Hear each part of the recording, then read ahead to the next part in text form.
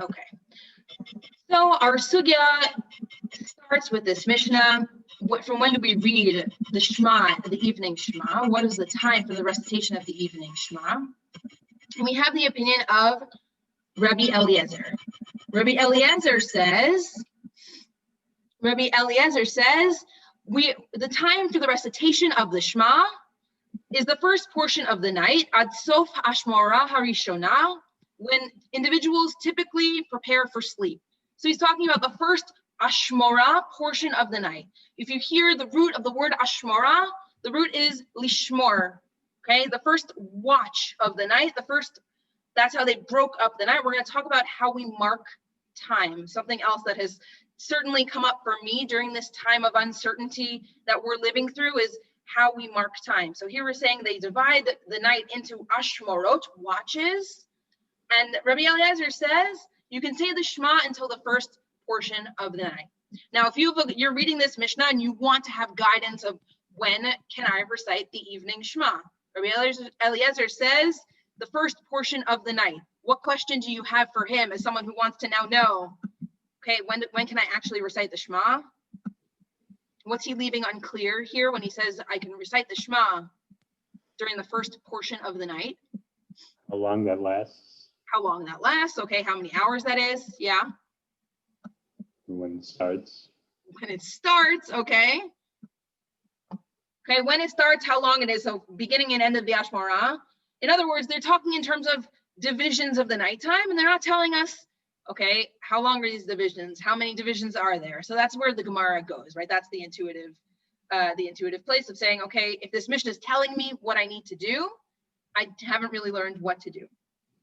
Okay, so that's our opening line. So, but the Gemara takes this concept of ashmorot, of watches, and talks about it in the introductory section of the Gemara. So now we're going to look at further context for our conversation. I'm going to scroll down. Okay, so that's our beginning of the Gemara. Okay, how do we measure time during the night, right? If we're going to understand the opinions, we need to know that. Says the Gemara in Bavli Brachot, until the end of the first Ashmorah. What does Rabbi Eliezer actually mean, right? What does he hold? If he holds, now they're talking about the divisions of the time of the night. And we're going to be paying attention using a literary lens to the images that are brought forward of how we measure the night. Because they're not going to say, well, it's, they look at the clock and they say, okay, from I don't know, 7 o'clock to 10 o'clock, that's one Ashmorah, right? Because they're not using that kind of division, right? They don't have clocks. They might have sundials, and we can talk about that, but that's the issue, right? If they have sundials, they can easily measure, or I believe that in ancient Roman times, I don't know when the sundial was invented, if anyone here knows, but right, if they have a sundial, they can measure by daylight. Problem is that when it's nighttime, there's no sun. So how am I measuring the night? They're going to find other creative ways of marking time. I'm actually curious, and if you guys, so here we're gonna experiment a little with interactive sheer going. If you want to drop in the chat different ways that you've measured time during this pandemic, during this time that has kind of mushed together all of our time. I don't know if that's an experience for you. It's definitely been my experience. Drop like different ways that you might measure time when you can't really tell, okay, right? We're in this nighttime period. They don't have the sun, they can't measure by the sundial. How would you measure time? You can either call it out or you can drop it in the chat. Podcast episode releases, fascinating. Okay, so you're like marking weeks, right? Like it, I don't know, what's your favorite podcast? Okay, whenever your podcast weekly is released, a week has passed. Interesting. Other ways you found to mark time. Come on, guys. This is not only my experience. I'm not alone. Nathan's with me. Here we are. We've got more. Okay. Yeah, okay. Strangely, when neighbors return home from work. Okay, fascinating, right? If I'm in the house, I'm seeing the movement of others outside of my house. Interesting. Okay, we're going to see that come up in the sugya. I'm not making a direct comparison from your neighbors to what we're going to see in the sugya, Benjamin, but we're going to see that the movement outside of me, around me, I'm noticing patterns. Okay, clinic day, okay, rotations or clinic days, right? Like how am I'm allowing something else to, oh, Anne, it sounds like, oh, sorry if I read that out loud and you send it to me privately. You're saying there are measures of your actual work schedule. Okay, that's good. Okay, so you're saying different interactions with people around you, changing environments. We're going to see that in the sugya, ways of marking time. Interestingly, no one's, okay, we're going to see what you didn't mention. We'll see if you notice a difference between you and the Amoraim, the rabbis of the Gemara. How light is it outside? Sure. Okay. Fruits and vegetables in season. Okay. Awesome. Right. Okay. We're more attention to the natural world, which is where I was going before. Okay. So we're going to see what the Amoraim touch on and how they measure time. Okay. So here's what the Gemara says. Okay. And they have like a back and forth. I'm just going to kind of quickly go through it. We're not going to dwell on these details exactly. So, but we're going to bring out some themes that are going to be highlighted in our story again. Okay. So they're saying, what does Rabbi Eliezer actually mean? Does he think the night has three, right, is divided up into three or divided up into four? If he thinks it's divided up into three, then, and there are 12 hours, 12 halachic hours during the night, right, then he should say up until the end of the first division of three, which is until the fourth hour. If he holds that it's the 4 watches, it's divided into 4 ashmarot, then he should say until the third hour. Okay, so why doesn't he talk more clearly, right? Why doesn't he speak more clearly if that's what he really means? The Gemara says, no, Rabbi Eliezer really holds that there are 3 watches. And why is he speaking to us in this vague terminology of ashmarot in order to tell us, instead of saying, until the third hour, until the fourth hour, in order to tell us there are watches in heaven, there are ashmarot up in heaven in God's reality, and there are ashmarot on earth. And just as our night is divided into watches, into ashmarot, so too the night in the upper world is divided into watches. Okay, so we're creating a parallel between what's happening down here on earth and what's happening up in God's world. Now I just said up and down, that's arbitrary, right? That's not in this sugya, but God's realm versus our realm. Okay, and it was taught in the Breita. So here we have proof for Rabbi Eliezer's opinion. Rabbi Eliezer says the night has 3 watches, beautiful. Okay, the night consists of 3 watches. Now watch the imagery. Over each of and every watch, the Holy One, blessed be he, sits, and I'm moving your picture so I can keep reading. The Holy One, blessed be he, sits and roars like a lion in pain over the destruction of the temple. Okay, this imagery is derived from a reference in the Bible, as it says, it quotes the pasuk. The Lord roars from on high, from his holy dwelling. He makes his voice heard. He roars mightily. Okay, God roars over each of these nights. So how is it being marked? Roaring like a lion. God's crying out in pain to mark time. In reaction to what? What's God feeling pain for here? Why is God in pain? Don't the loss of the temple. Yeah, the loss of the temple. Okay, why does that cause God pain? Well, the people are ungrounded, essentially. Okay, so God's sad for us. And a compromise of the relationship, which is certainly important. And there's a compromise to our relationship. Yeah. God has no place to live. His house is okay, right. So there's 2 sides here. Benjamin went automatically to God's sad for us, right? We don't have anything to ground us. We don't have a place to phone home, right? We can't call God. And Robert's like, no, but God can't be among us. So God is in exile, right, from us. And we have lost that direct line of communication. Okay, so God's in pain over this. God cries out, and this is reminiscent of, right, Imo anochi b'tzara, right, God saying, I'm with you in your pain, right? We've been exiled. We're the ones that have been pushed out, but also God's in exile here. So that's God roaring like a lion, and that's sha'ag. So every time it says sha'og yish'ag and yish'ag, it says that root of roaring out like a lion. That's how we know. These are the 3 times God roars in the nighttime. Those are the 3 ashmorot, the 3 watches of the nighttime. That's how we measure the time. God's pain during the night, crying out in pain. Okay, when does this happen? According to this story, when does God roar? Besides he roars 3 times. And when's this happening?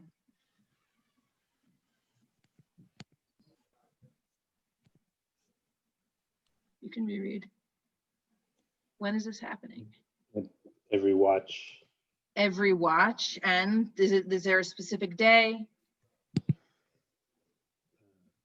No, right? It seems like it's happening every single night, right? Nightly occurrence. This is how God is crying out in pain every single night. Very, very sad for God. And sad for us, obviously, but I'm feeling, right? We're feeling God's pain here. Okay, so the signs of the transition of these watches in the upper world, right, is God roaring, and they're sensed in this world, says the Gemara. How? On the first watch, what's the parallel to God roaring out? The donkey brays, okay? There's the sound of the donkey. In the second watch, dogs bark. And in the third, people begin to rise. A baby nurses from its mother's breast, and a wife converses with her husband. Okay, so these are the markers in the natural world. I'm not sure if it was kind of parallel to anything that we said, Benjamin, you said like your neighbors moving around and coming. So here we could say like maybe, you know, if we're attuned to when the donkeys are moving around. I'm not saying your neighbors are, okay, donkeys or dogs, but it's different movements of animals. So I said no connection there, but anyway. And the baby nursing from its mother's breast, the wife conversing with her husband. There's an interesting movement here in these symbolisms, right? You might think like the donkey is out in the wild, the dog more domesticated. We're slowly moving from outward to inward into the home. We've seen already the theme of the home in that. Where else have we seen the theme of the home? Let's see if, what have we seen with the home? We've seen kind of God's home. Okay, and we're going to look for that theme as we go throughout, right? God's home and our home, God in exile and us in exile. Okay, so, and if you look at these 3 signs, they're also signs of communication, right? If the donkey is braying, donkey's speaking, a dog is barking to communicate, a baby nursing from its mother, certainly communicating needs and receiving what it needs. And a wife conversing with her husband, right? This kind of intimate relationship between wife and husband, where they're talking kind of in the early hours of the morning, right? So that's the imagery that we're seeing here, this deep intimacy that's now missing in our relationship with God that we're going to see with Rabbi Yose. Okay. So with regard to these earthly manifestations of the 3 heavenly watches, as established in the Beit, the Gemara says, why did Rabbi Eliezer count all these things? So the Gemara has a specific question. You don't need to, if you're telling me the beginning of the night, you don't need to tell me exactly when it begins. If I know there are 3 watches, then you don't need to tell me when it begins, or you don't need to tell me when it ends. You don't need to tell me. Okay, so they're doing a bunch of calculations of how he could have saved words here. We're going to skip over this part a bit. Okay, so the practical ramifications. Why did you tell me these signs for the night? If I could have understood the beginning of the night or the middle of the night, why do I need to know specifically when this is? What's the practical ramifications? To know when it's relevant to the one who recites Shema. Okay, so we're talking about the first Ashmorah. If I know when the night falls, why do you need to give me a sign for the beginning of nightfall? That's when it becomes dark. Why? For one who recites Shema while lying in a dark house. Okay, it's going back to our Mishnah, right? It's talking about the times for reciting Shema in the evening. And it's regarding one who's in a home that is darkened. Okay, why? You can't see the dawn. Okay, sorry, this is at the end of the night. You can't see the dawn, and it does not know when the time for reciting the Shema arrives. So if it's playing off of our Mishnah, which talks about the Shema in the evening, this is talking about the Shema in the morning. So this person needs that sign, right? That when a woman speaks with her husband and a baby nurses from its mother's breast, the final watch of the night has ended, and you can rise and recite the Shema. So that imagery there of the person in a dark house, right? We're saying if I know that the dawn has come, why do you have to tell me a sign? It's for the case where a person is living in a home, I guess, with no windows, no source of light, no way to have the light get in. So how does this person know? By looking to, and it's also, you might raise some questions here, right? If this person is living in a dark home, if they lack outside information, right? We're getting this imagery of, right, a person in exile, but they're in their own home and it's a dark house. It says that's why we're given a sign. I have a lot of questions about this, right? When a woman speaks with her husband and a baby nurses from the mother's breast, right? Who's to say this person who lives in a dark home has those people in their home? Maybe they're alone and that's why they don't know what time it is. They haven't gone out of the house. They don't, right? But they're saying this is the person who needs this sign. I think they're bringing in this case, which is a kind of interesting, strange case, to rope in this imagery also of this Beit Afel, someone who's living in a dark home. Right, the Beit Afel is connected to the Beit that we saw before, of the Beit that's been destroyed, the Beit that was our hub, our communication hub with God. And this Beit Afel is the world we live in now, right? The kind of darkened Beit, the world without a Beit HaMikdash. That now we need these different signs in order to communicate with God. We have to open up different channels of communication because we don't have the Beit that's full of light, the Beit HaMikdash. So that's giving us this sign. Okay, this is the halachic context to the sugya that will follow.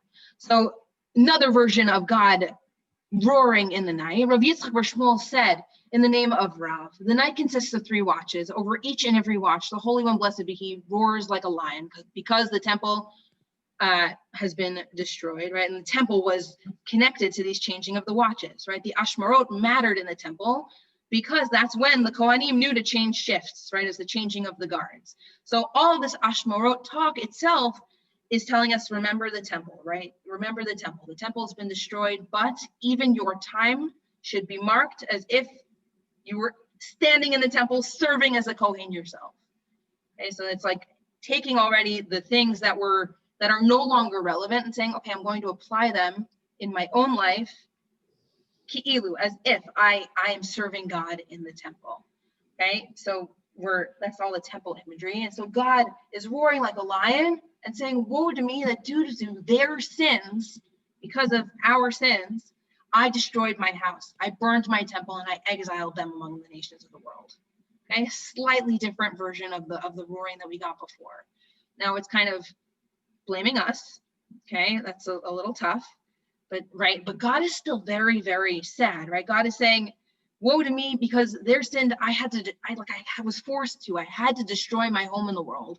And now we're both in exile. I burned my temple and we're sitting in the dark, right? And having to establish, as we're weaving through this conversation, ways in which we remember the temple in this post Mikdash, post temple reality, in this exilic reality, in this destroyed, in the ruins of what was. Okay, so that's God's crying out like a lion. Okay, roaring out like a lion. We'll see other imagery. So here, that was the prelude to the story of Rabbi Yose in the Chorba. Okay, I want you to now, as we read through this, and I will hopefully prompt you as needed, to see if you see any connections between that halachic conversation which came before, right? The time for the Shema, God's crying out like a lion, right? The discussion of the different times for the Ashmorot. Interestingly, right, the Ashmorot there, 3 or 4 parts to the night is corresponding to other ways of measuring the night, like military time in Roman times, right? How they would break up the Ashmorot. So it's kind of interesting weaving that in addition to, right, we're not just Kohanim standing at the guard, but there's like this military valence to it. Take it or leave it, okay? But we're gonna look for connections between the context and how we read this story. Okay, so Rabbi Yose in the ruin. Okay, it was taught in a Breita that Rabbi Yose once said, we're gonna divide the story into 2 and compare the 2 parts. And see what messages come out from it. It was taught in a Breita. One time, Rabbi Yossi says, I was walking along the road when I entered the ruins of an old abandoned building among the ruins of Jerusalem in order to pray.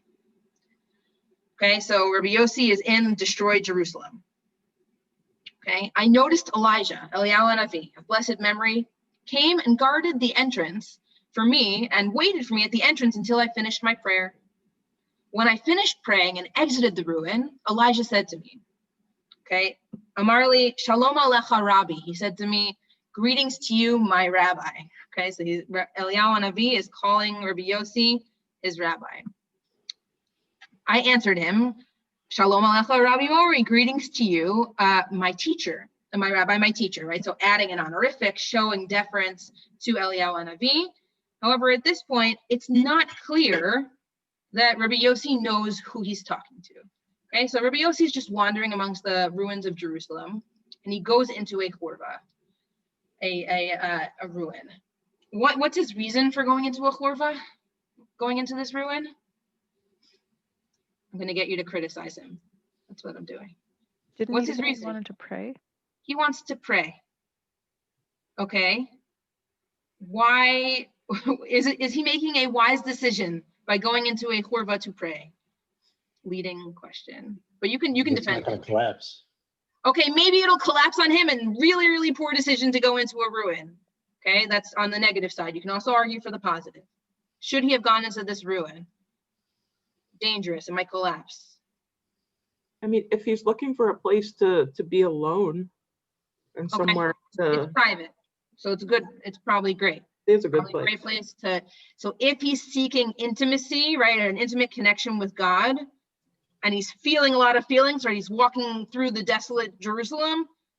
He wants to find privacy and a place to connect with God. It's a good place, says Anne. Okay, so that's connecting back to our previous part of the sugya, right? The intimate picture we had of, a husband speaking with his wife in the early hours of the morning as she nurses their child. Okay, so if he's seeking that intimate connection, maybe it's a good place. But if he's seeking like a safe place to do that, no good. Other thoughts? Good, bad, or good? This is the two sides that I was using.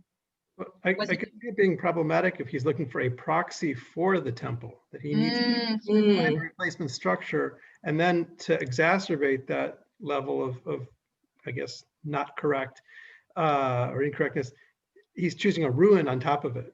It's not even a glorious building, it's a ruined building. Okay, fascinating. Okay, if you're seeking to recreate the feeling of the temple, this is not the place, says Benjamin, right? This is like and it's worse, right? This is like a garbage heap kind of, right? Like, why would you come here to pray? And that's like building off of Jonathan's point, right? This is this is rubble, right? You're standing amongst rubble and things might fall on you. So it might be, and it's really not mechubad. It's not something that's respectful if you want to pray. Interesting. Okay, but you're saying maybe he's looking for a proxy for the temple. Okay, that's a little bit of a limud zchut on Rabbi Yossi. Maybe he's really longing for the temple, and that's a good thing. Other thoughts on Rabbi Yossi going into the churva? Good, bad? I mean, it says that he's going into the ruins of Jerusalem, and so it's possible that this represents for him the way things used to be, and he's trying to reconnect with that. Okay, totally, right? He's walking amongst what was. This is like, this sugya is such a metaphor for any rebuilding of a reality amongst ruins, right? He's walking amongst what was and saying, like, what do I do with this, right? Like, where did everything go, right? He's kind of trying to face what he lost and understand it. Maybe, I don't know about rebuilding, right? That's the question that Benjamin's raising, right? If he's trying to rebuild, maybe this is not the place. Or if he's trying to imitate, this is not the place. He's trying to connect with the grief, if he's trying to be alone, if he's trying to find some sort of intimate connection, maybe this is the place. Okay, and we're going to see, right, two things emerge, right? These are two ideas that emerge here that are in conflict with each other, right? I'm trying to build or find a new structured way to channel what once was into something new, right? Take that place of connection and build batei knesiot, right? Build a synagogue, create a new system, right? That's what the whole project of the rabbis in the Mishnah post Churban is saying. How do I live a Jewish life and be Jewish in this new reality that isn't temple focused, right? How do I create, right? The creation of prayer came out of that, right? If prayer is parallel to the korbanot in one of the opinions, right? Because we're trying to imitate what was going on there and recreate that structure in daily life without the temple. So then this is not the place to do that. However, if you're seeking that intimate connection that you could find at the temple, then perhaps this is, and we could still critique it, but perhaps this is. So, right, seeking that, longing for that connection versus trying to build something systematic. That's going to be our tension that we're going to see throughout this as well. Okay. So what do you think Elijah thinks of Rabbi Yose so far? Right, if Eliyahu Hanavi represents Geula, represents redemption, represents Nevuah, represents prophecy, a link to God. What is the voice of God, quote unquote, saying here so far? Well, with his greeting, he's acknowledging he's a Okay, solid, he's solid deferential, place. right? He says hello. That's great, right? He says hello, Rabbi. He's respectful. He acknowledges him. And he stands by the door, right? So if he's worried for something that happened in the ruin, like Jonathan said, like collapse, and we're going to see at the end of the sugya lists 2 other concerns. Hello, Leaf. It lists 2 other concerns for a ruin, that there might be like promiscuous women there, or there might be shadim, right? Demons that find you in a ruin. So like, don't go there and be alone there because of, and the third one is mapola, that it might collapse on you. So that's the end of the sugya. Says like, tachlis, like don't go into ruins, right? Rabbi Yose did this, but don't do this for those 3 reasons. Okay. So Eliyahu Hanavi watches at the door. So if he's watching at the door, maybe he's saying like, okay, Rabbi Yose needs his moment, right? And I'm going to protect him and I'm going to make sure nothing happens to him. So it could be Eliyahu Hanavi saying, okay, good, this is a good thing. Okay, so we're noticing here this interaction, how Elijah is reacting to Rabbi Yose. Rabbi Yose doesn't seem to see that this is Eliyahu Hanavi. He continues talking to him, and then this whole section, as you see, I labeled it, it's kind of this halachic discourse. We're going to see it's like 2 rabbis talking about the halacha of what do you do in a churva, right? Like, what do I do when I'm on the way and I need to pray? Is it good or bad to be in a ruin, right? So they're weighing the merits of it. Okay. Says, Elijah says to him, my son, why did you enter this ruin? He says, in order to pray. And Eliyahu says to me, you should have prayed on the road. You should have prayed along the way. And I said to him, I was unable to pray along the road because I was afraid I might be interrupted by travelers and be unable to focus. That's Anne's point, right? I was looking for a private place to pray. This is better than on the road. I would have interrupted my kavanah, my intention. Okay. Elijah said, you should have recited the abbreviated prayer instituted for just such circumstances. We have a halachic solution to that, right? There's a prayer called Havinenu. It's a shortened Shmona Esrei, and you can look at the link at the bottom of the sheet. There's a footnote to what the Havinenu prayer is. It's like it's a taktsir. It's a shortened version of the Shmona Esrei that you're supposed to say on the way, just for that kavana, for lack of time, etc. So he's like, that's the halachic solution. Rabbi Yose has this halachic exchange with him and says, okay, great. I just had this great exchange with the rabbi and I learned 3 things. At that time, from this brief exchange, I learned 3 things, and he summarizes like a nice, good student. I learned that one may not enter a ruin, right? This is not good. And I learned that one need not enter a building to pray, right? You don't need to go inside in order to focus. Rather, you may pray along the road. And I learned that one who prays along the road should recite an abbreviated prayer. There's a perfect solution to all the things that I brought up. And this is what I learned from this halachic discourse that I had. Okay. So what do we know about Rabbi Yose's prayer at this time? Nothing. Okay. We know that he went into the churva and they had this halachic discourse, and he encounters Eliyahu Hanavi on the road. And that would seem to be a moment of great revelation, except it's not like, it's just like a conversation. Let's see how this develops. So Eliyahu then says, okay, great. This was very nice. Now let's dig a little deeper. He asks about his experience in Rabbi Yose's experience in the churva. After this introduction, Eliyahu Hanavi says to me, Bini, my son, what voice did you hear in the ruin? Okay. A deeper kind of question, different, experiential, instead of like, well, what were you doing? Why did you do it? Right? Here's how you do it. What did you hear? I said, Okay, and I'm going to read a little in the Hebrew so you see the parallels to the other sugya that I brought at the bottom. So he says, "V'ni ma kol shamata b'chur bazo, amarti lo shamati bat kol shemenahemet kayona." I heard a heavenly voice that was cooing like a dove and saying, "Oy lebanim sha'avonoteim hecharavti et beiti v'sarafti nechali v'glitim leven ha'umot." Woe to me, for I have exiled my sons for their sins, right? Our fault. I destroyed my house, I burned my temple, and exiled them amongst the nations. Okay, we've already got a very big difference between this voice of God and the voice we saw before. What was the voice of God before? How did we characterize it? Lion. Oh, lion's roar. It was a lion roaring in the night in pain, and here we have the cooing of a dove. Okay, I don't know all of the resonances of what a dove would have meant to rabbis in this period of the Talmud, dove versus lion, but we can say intuitively, right? The voice of a dove is more comforting. The voice of a dove has, apparently there are resonances here of like intimacy. It does represent some sort of intimate relationship between, in a marriage, but I don't know of such things. I read that in an article. But cooing of a dove, if you think of also, I thought of, I mean, what biblical story does a dove make you think of? The teva. Okay, the teva, right? And the teva, I'm sure we could find more resonances here, but draw the parallel. What was the story of the teva? I mean, it was another destruction. Another destruction of Another one reboot. world in favor of another and rebuilding. Okay, so and God is the dove was the first message of it's okay to come out, it's okay to start to rebuild. So here's the echoing of this dove. God's kind of comforting us. God is with us in our pain, right? And saying, woe to the children, okay? Oil banim. Okay, so like I'm sad for them.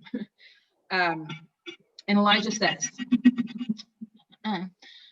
by your life and by your head, right? Like it's a language of a swear.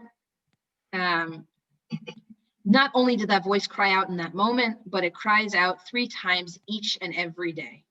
Okay, so we have this, it's not just in the nighttime that God is calling out, but this voice of the dove calls out 3 times a day. 3 times a day, like, what do we do 3 times a day?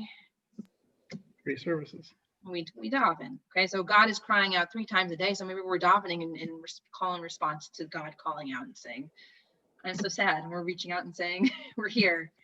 We'll see that further in the sugya. Moreover, anytime that God's greatness is evoked, such as when Israel enters synagogues and study halls and answers in the Kaddish prayer, Yehei Shmei Rabba Mevorach, right? That's what, when we answer the Kaddish prayer by saying Yehei Shmei Rabba Mevorach, the Holy One, blessed be He, shakes his head and says, happy is the king who is thus praised in his house.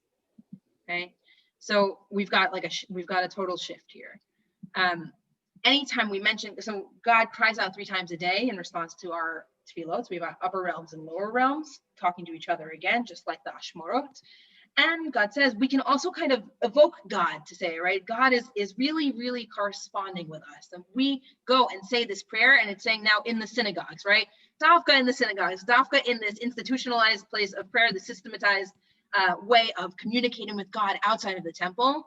When you do that, God nods God's head and says, I'm so happy, right? God is no longer crying out in pain. God is saying, happy is the king who is praised. Okay, so we've got a rebuilding of the communication lines. Okay, when the temple stood, this praise was recited there, but now, how great is the pain of the father who exiled his children, and woe to the children who were exiled from the father's house, as their pain only adds to that of their father. So God says, when the temple stood, that's when this happened. Okay, well, we reenact that, right, as Benjamin said, right, in our shuls.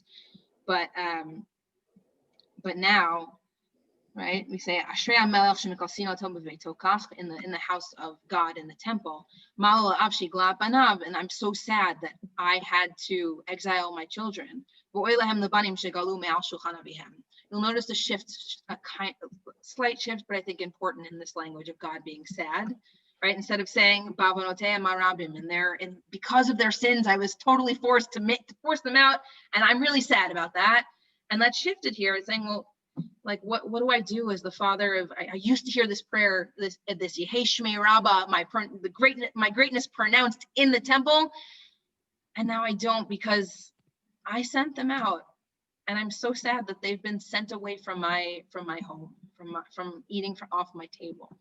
And God is sad for God's self, but it doesn't seem to blame us here, which I think is a kind of shift, in that God is more meeting us in the pain instead of saying, yeah, but it's your fault. So that's kind of comforting here to me, in that.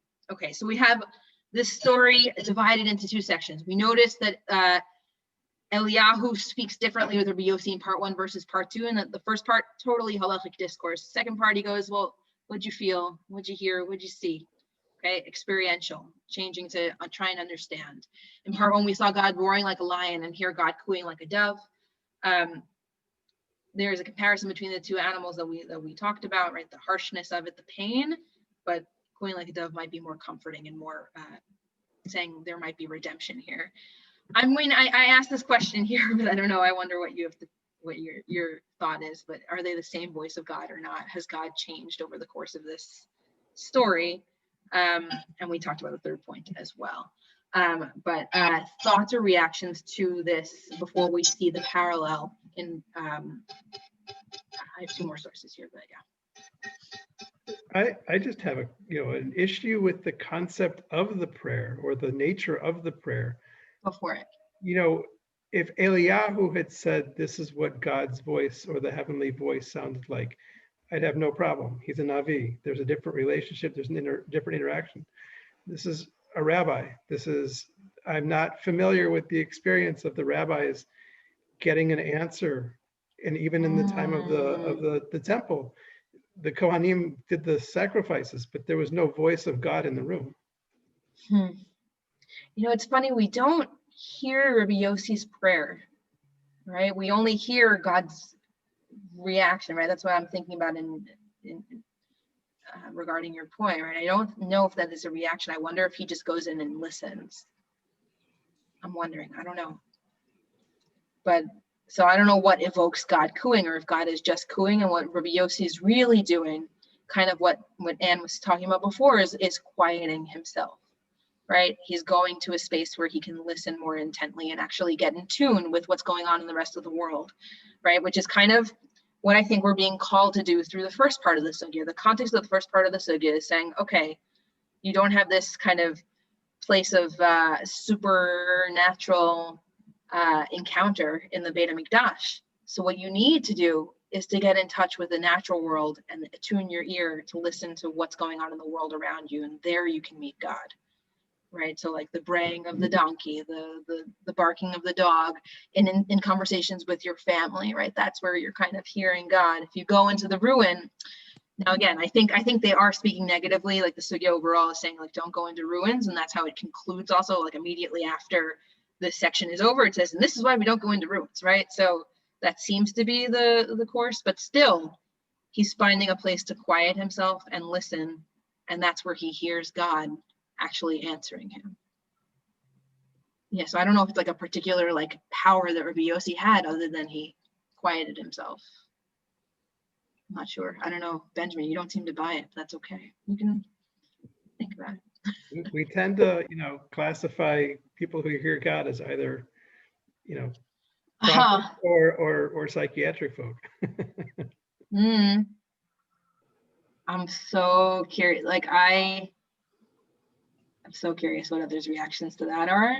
I'm wondering if Rabbi Yossi was kind of modeling himself on the Nevi'im, because before a Navi could actually receive Nevuah, they had to be in a more positive state of mind.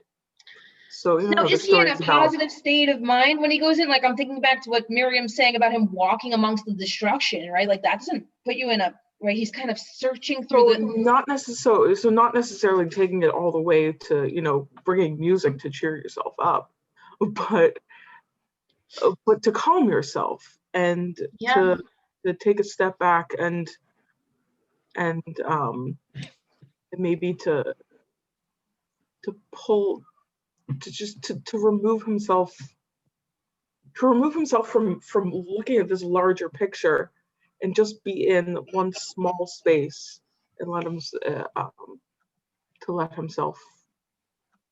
Yeah, right. And right, they say the Gemara on Brachot talks about the Hasidim Harishonim who would pray, and they would take time to quiet themselves before their prayer. And that's what the modern Jewish meditation movement, I don't know what to call it, but they talk about hashkata, right, about like quieting yourself as a way of preparing yourself for concentration, for connection, for prayer.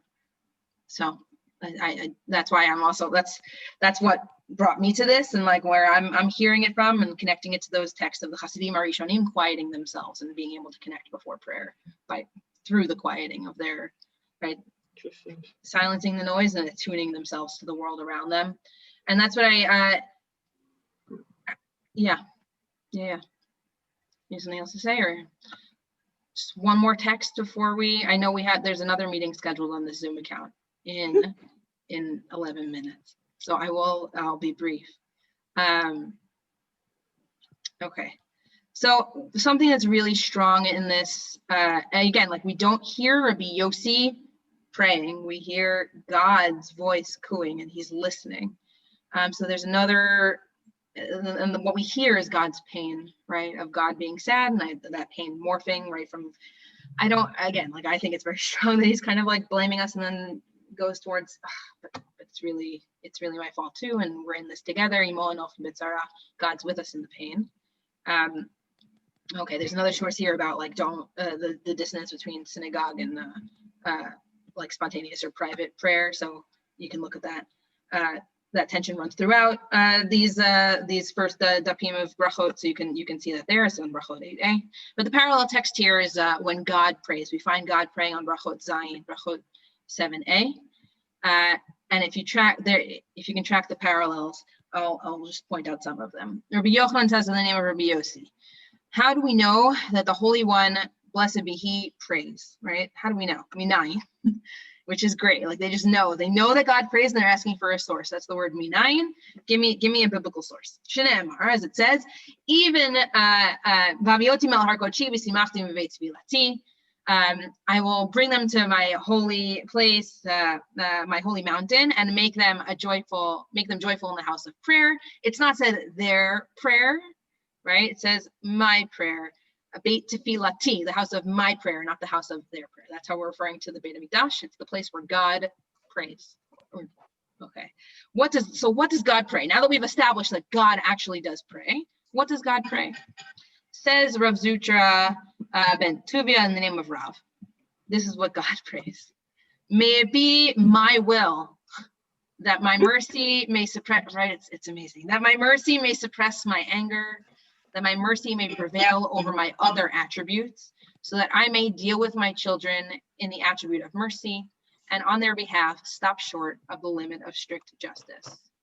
Right, so that's God praise, right? Instead of Yehi ratzon milfanecha, Yehi ratzon milfanai, in front of me, that my mercy should conquer everything else. Okay, right, and that's if we're tying that back to our sugya, right? That's what God is like. Shoot, I really wish that I hadn't gotten so angry, or that I hadn't been forced to trigger that anger reaction in whatever read you want to say. And it was taught. Rabbi Shmuel ben Elisha said, I once entered into the innermost part of the sanctuary to offer incense, and I saw Katriel, Yah, the Lord of hosts, seated upon a high and exalted throne. He said to me, Yishmael, my son, bless me. So God's asking for a blessing from Yishmael. So unlike in our story where we didn't see Rabbi Yose talking to God, we see God here now saying, Yishmael, like, give me a blessing. Talk to me. Pray to me, for me.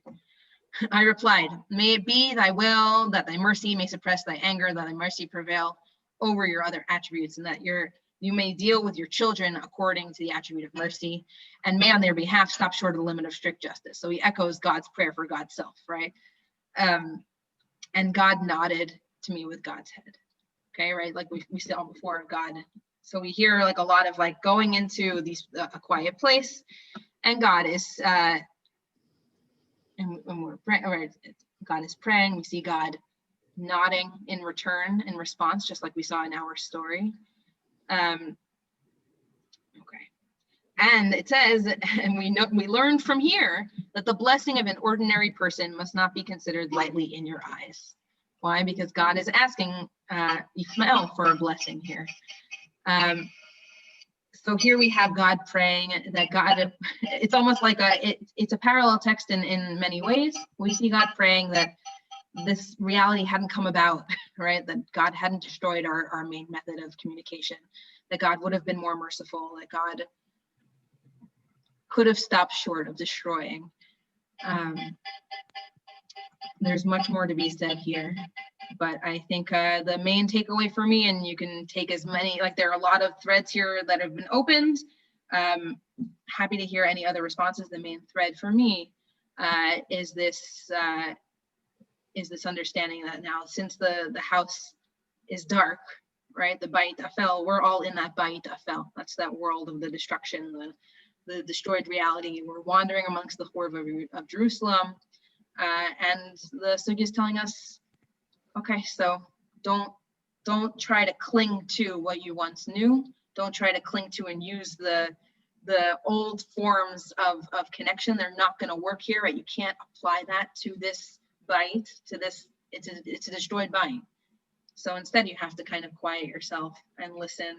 And if you listen really closely, you know, like it's a big claim, right? If you listen really closely, you'll be able to hear what we need or become attuned with the forces in the world that are yearning for God, yearning for connection the same way we are. And hopefully some good will come of that. So hopefully with that in mind, you can use that in our prayer, use that in your life. I don't know, I'm like still thinking about that, Benjamin, what you said of, you know, only Nevi'im talk to God. And I don't think that's, or crazy people. And I don't think that's true. I think we talk to God every single day. I know you're saying that, I know you said people don't hear back from God. And I think this, yeah, something to say back, saying like, maybe we do hear if we're able to quiet ourselves enough and connect to each other enough. I don't know. Thoughts, comments, reflections.